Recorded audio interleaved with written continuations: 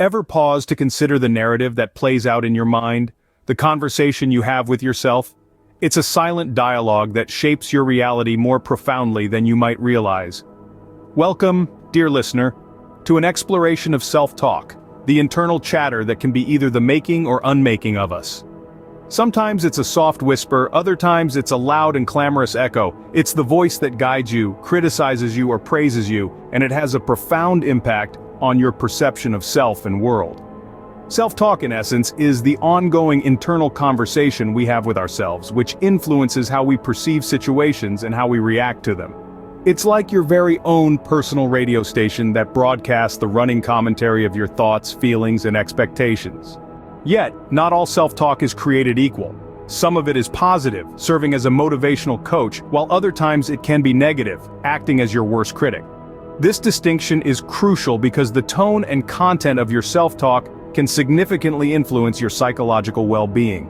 Negative self-talk, for instance, can erode self-confidence, fuel anxiety, and hinder personal growth. It's like a persistent rain cloud that obscures the sun, casting a gloomy shadow over your daily experiences.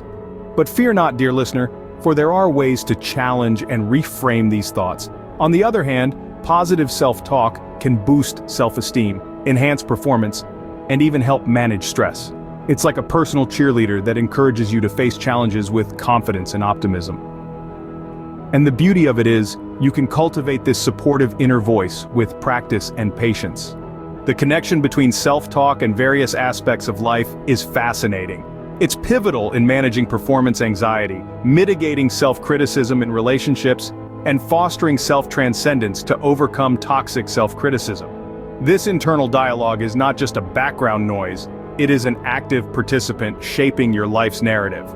So, what have we discovered in our exploration of self-talk? Firstly, it's an ongoing internal discourse that shapes our perception and reactions.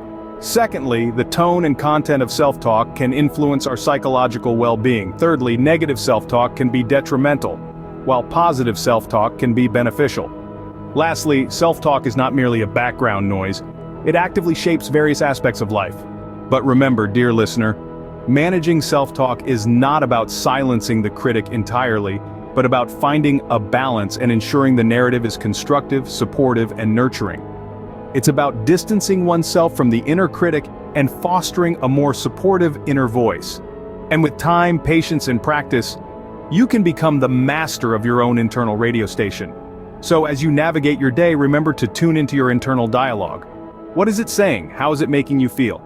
And most importantly, is it serving your best interests?